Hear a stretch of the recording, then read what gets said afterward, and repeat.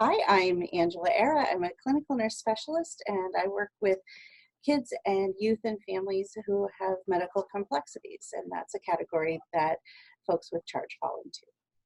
So what we've done together, and I give Angie a huge amount of praise for this, is that we developed a checklist. So why did we develop the checklist, Angie? We developed this checklist as a way for families and healthcare providers and just about anybody who's interacting with people with charge to be able to understand how complex the condition is, but also to find ways to continually check up on medical issues across the lifespan. So from the time the kids are born and diagnosed through their adult life. And that's really how the checklist goes. And for me as a teacher, I've used it so much in the clinic with my students. And what's very interesting is I can get a student that knows nothing about charge syndrome that comes in. I show them the checklist. I said, right, read that. I said, go in, take a history, and just it's like a recipe. Go right the way through it. And we actually sit and have coffee together while they start doing that. And then we pop in and we actually get them to go over the checklist with us. And the students thinks it's amazing because they can learn about charge from the checklist, which is another sort of thing that we get from it, another positive, isn't it? Yeah, and I think another real positive thing is that when we go to conference and we hear a lot from families is that there isn't a charge expert in their area. And with so many complex medical conditions out there, there really aren't experts for every single one. So this checklist kind of helps the providers and the families speak the same language and understand the level of complexity. Absolutely. And I think Angie's point is completely right, that there aren't, even me as an expert, I need the checklist. Angie laughs at me because I go in there, she said, the checklist keeps you organized. And I know it does. So it sort of stops me from going in so many different directions. So the checklist was developed. We have a very nice paper to show that. It's from a Delphi method. And we had a lot of input from families and from professionals in the charge community. And with all of that, the background is there to read if you're interested. But what we would think would be benefit to you and to everybody that's using is the checklist is to go through the different parts of the checklist and to give you our interpretation of perhaps the most important bits, and I think that you can see that then in sections. So we're going to go through it from sort of charge from top to toe. On the right hand side of the checklist, you'll see, if you print it in color, that there are different colors for each category, and the reason the boxes are shaded is to grab the eye of the person who's completing the checklist, and those indicate the areas that ought to be assessed within each of those age categories, so infancy, childhood, adolescence, and adulthood. So what we'll do is we'll take you through from top to bottom. So the first section of the checklist is genetics, and really this could be a whole checklist in itself, but we've covered it so it's sort of there. And really when we think about genetics, we don't really come into that so much unless the child has been not diagnosed genetically. I've got a little child from Syria recently that's just come to us that didn't get the diagnosis. She actually came to us as being very disabled. That's what she was labelled.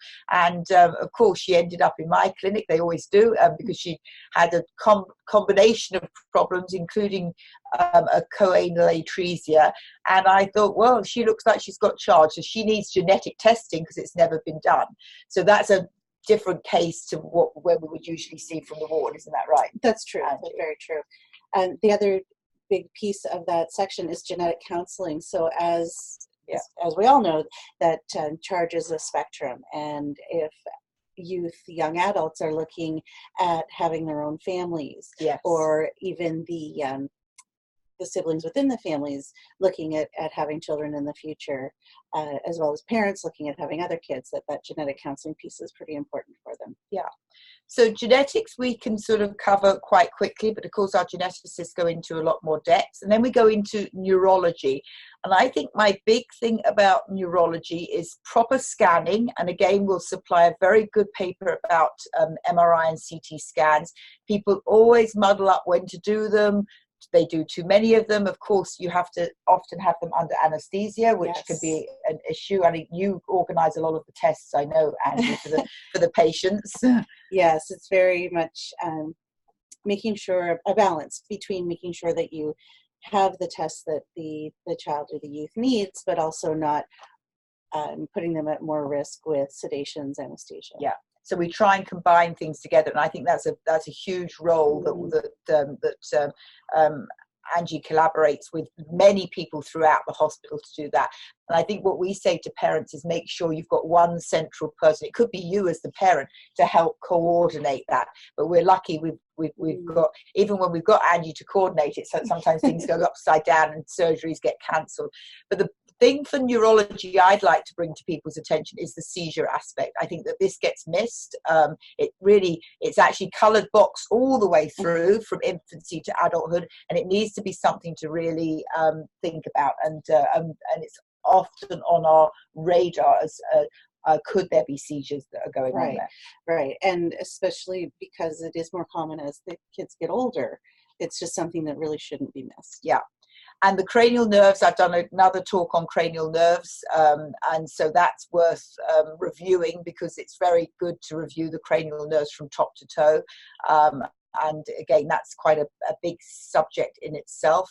But I think for cranial nerves, when the kids get older, it's usually things like sometimes plastic surgery can offer some help. We are looking at cranial nerve abnormalities when the kids get older, things like orthostatic hypertension and things like that. So that's worth looking at. Then we turn to ear, nose, and throat, and I know that you organise a lot of consultations in that area. Yeah, this is a big category. However, it's really one of those evolving, I think, and kids may start out with a diagnosis, but over time what we hear is families coming back into the clinic saying, you know, it's really bizarre that every time we go out in the wind, she closes her eyes and pulls away. And that really took some collaboration with that specific case between ophthalmology and ears, nose, and throat and neurology and us to figure out that the stimulus from the wind was actually causing her pain with her eyes. So looking at creative ways to manage that, wearing sunglasses, you know, big hoods, big sweaters. And a lot of those services, especially if you're looking at tonsillectomies and really coordinating those services, because even though teeth isn't in there, but dentistry can often... There's dentistry. Is dentistry in there? Oh, I lied. We popped it in. Yeah, so looking at coordinating those services that can all be done under anesthetic to minimize the number of surgeries, but also increase the comfort. And that's something that's very popular and common, I guess, in pediatrics, but not as common in adult care. So as we're looking across the lifespan, you know, having these areas highlighted, but also communicating that need for more collaborative approaches to care. Yes, and we'll move into the adult care, but I think that's, I mean, we often pop a dental cleaning in when we're popping the kids under anaesthesia for tubes to be done, or any other sort of more minor things, as long as it's not something huge like a cardiac problem. I think with the obstructive sleep apnea, that's again something I can point you to the literature that we've actually done a little bit of work on that, and it's really important to think about that as an issue. And again, with all aspects of charge, it may not present as the classic obstructive sleep apnea, but we have seen, I can think of one little girl, for instance, when she had her tonsils and adenoids out, that opened up her airway. It gave her a chance to recover from anesthesia better. It actually meant that after that, she didn't need to go to ICU anymore, if you remember that.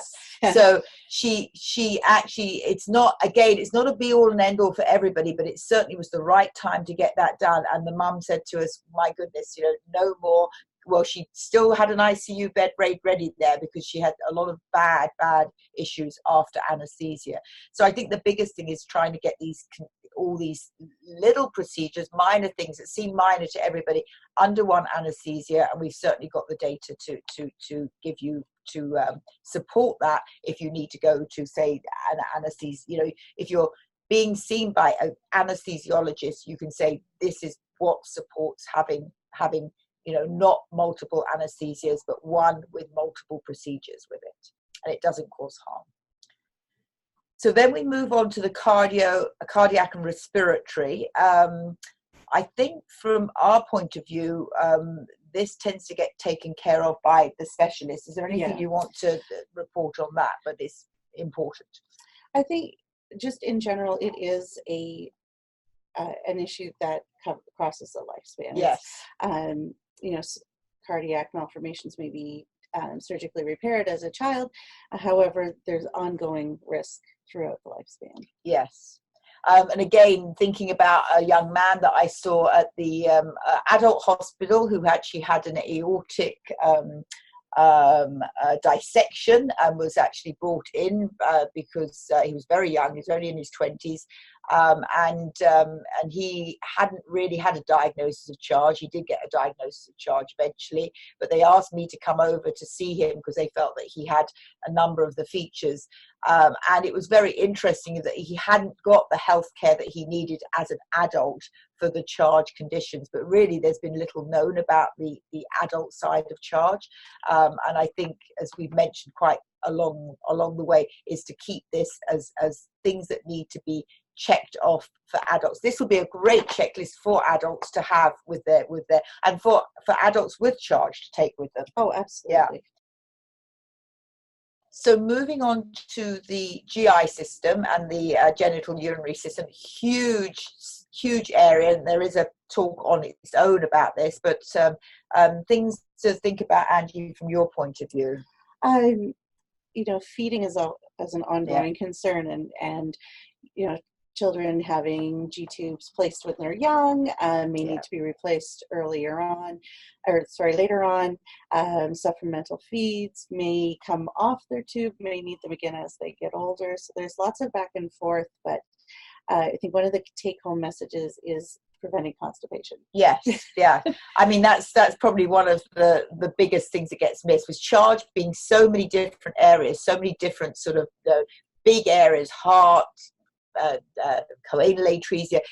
Poor little constipation gets missed, and it can cause such a problem. And as Angie says, prevention is the big thing, and it should be thought about from a very early stage. Exactly. And also, considering that the checklist does cover the lifespan, we have to think about your typical adult bowel issues that happen anyway. So things like developing sensitivities to fiber or fats, potentials for bowel obstructions, for chronic constipation, diarrhea, those things that happen anyway, but also happen in charge. We're certainly seeing more that's being brought up on the Facebook pages about the bowel obstructions that have happened, because if you've got any gut that's had surgical intervention, you can have strictures, you can have problems, and the gut's not normal. I mean, we know that gut is not normal. The more the information that we've got now from our research on the vagus nerve is the gut, the motility of the gut, which is supposed to sort of go along like a sausage, back and forth like a sausage machine. It's very sluggish, and there's not a huge amount of back and forth with it. It's so sluggish, and you can think of a bowel, if it's sluggish like that, it just sort of like it flops into itself. So there's lots of different ways that bowel obstruction can happen and different problems with the bowel. And I think with we are learning more about that with the pain fibers and how that's perceived. So I think with all of that and the renal stuff, don't miss a kidney problem. A quick ultrasound that gets forgotten is something that could be done as early as a neonate, but certainly if it's not done, it's been missed, it can be done at any time. So what I think we'll do is move on to the endocrine system. Endocrinology, I think for me, is delayed puberty. Puberty. Think about puberty. It hits you when you don't think it's going to hit, or it should hit you. Exactly. And bone health. And bone health, yes. Puberty and bone health. I think those are, and that's going to be another talk on its own. I think Jeremy's giving that talk, but I think, for me, getting them in early, getting them measured by an endocrinologist, even if it's yearly when they're 7, 8, even 9 is a bit late. But so they've got an idea of what their growth potential is. Growth hormone deficiency is rarer. It's becoming more common to think of growth hormone is there, but not maybe as there as much as it should be, a bit like in Turner syndrome. But with puberty, we know that puberty, like the sense of smell, there's a range of it, but honestly, it's not there often. It starts and stops. That's the other thing. It's the starting and the stopping. You think that your kiddie is going in, and then they stop, and that's not good if they're not on hormones for their general health, their bone health, their feelings of themselves, how they feel in themselves. So again, puberty, a big talk on its own, but remember puberty. The immune system, I think a quick thing on the immune system is make sure your kids are immunized, especially with pneumococcal and measles, pneumococcal, measles and flu. But is there anything else on immune system? Watch out for those recurrent infections. Yes. We often see kids coming in, they've had 22 colds this winter, yes. or they've had the flu repeatedly, or that cut that just never heals. Mm-hmm. Those are your warning signs that you may need to look a little deeper into their immune status. And I think I'm now sending quite a lot of my kids to immunology to get a checkup, especially if they've had recurrent infections. I still think we've got a long way to go to look at the immune system in Charge syndrome. Not a huge amount has been done in that area. I think making sure the immunizations are taking as well. Often my immunologist here will check to see if those levels are up, if the diphtheria, the tetanus level, the pneumococcal level is sufficient to protect. To be protected. Vitamin D, there's quite a bit of literature now to show that if you have good, adequate levels of vitamin D, we know that that's not great for our kiddos. Again, I'll point you to a paper. They're not getting enough calcium and vitamin D. Vitamin D, particularly 1,000 units, is important at all ages, and it can be a good protection for bones and for your immunity. MSK, looking at the skeletal system, I think the big one here is scoliosis. Yeah. Look at the backs. We always have a quick look at the backs, and I think with motility, think about David Brown's sort of balance and the hypotonia and things like that. We know the kids do so much better when they're up and pushing a little thing along. I remembered back in Great Ormond Street, I was said, well, these kids won't walk, they won't do anything much, will they? And as soon as you get them up, we didn't know much about the balance there. You take your balance out of all of us, and would be swimming. We wouldn't be doing what they could do. But pushing, getting physio involved early, keeping physio involved in school. Yes, and throughout. And again, the more you move, the better everything else functions. Yeah. Going back to constipation. Yeah, actually, yeah. All that movement, whether it's passive or active movement, is going to benefit the entire body. Yeah, movement is good. And I think you'd relate a lot to schools. You have a lot of connection with the school, physio, OT. And making sure that, regular transitions from chairs to standers to whatever the device is that helps them out it's changing their position, it's changing their orientation in space. It helps them ground and gain some balance, but it also does other things like prevents pressure sores, prevents skin breakdown, provides a change of scenery, a change of stimulus. It's so important to keep moving. Yeah, and I think that we work quite a bit with the schools. We could do better. I think we could all do better with our community out there, but it's always worth asking about devices and if there's anything else that you can offer as a pediatrician or a doctor to help. One of our biggest consults from schools has been from the gym teachers. Yes. And wanting to know how they can either modify the physical education class or program, or develop a program specific to that individual with Charge, so that they're not getting overtired or overexerted, but also meeting those healthy lifestyle goals around movement and setting up individual plans. That's very interesting. Yeah. And actually the kids really benefit from that. They benefit from it within the cafeteria, within the they benefit from everything. And when Angie and I have done a couple of presentations, we get everybody to stand up. We get one eye covered, one finger in an ear, one leg, and we all stand there and wobble. Anybody that does yoga does very well.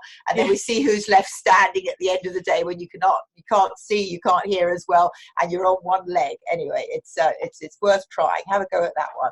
Okay. Our last section, last but not least, your psychological and developmental section. I think again, huge section. This is, I mean, we could retitle this life skills, I think. Yes, life skills. Yes. And it does cover everything from movement and using those therapists such as occupational and speech and physio and the deafblind services and all of those additional supports to help our chargers function in life. I think from a pediatric perspective, for most pediatricians want to hear that this is validated. This is a validated checklist. So we've done the research to produce it, and it's actually had a research on it to be validated. Right. And that we will actually supply you with the document, with the paper that actually gives the validation for that. They found absolutely there was nothing left out. I think one small minor thing about eyes, about functional vision, but really it's all here. But things evolve, like we've just been sort of talking amongst ourselves about bowel problems and bowel. We could probably add that to somewhere along the checklist. Watch out for bowel adhesions and bowel obstruction. Mm-hmm. But I think that on the whole, it's not bad charge on a page. And for my students, to have a student that knows zero about charge, will go in there and will actually talk to a parent with, of course, their child there, because you always learn with the child there. You don't learn from a textbook or from reading something. You learn together with your parent and the child. They come out and they are very taken aback. We've got some nice pictures to show you. I can share those of my students sort of sharing different sorts of checklists with the kids, whether it's the feeding one or this one or the adolescent one, and how did I do with my adolescent interview. As Angie says, we should be all working on checklists. People that fly planes do, this should be your flight instruction for charge.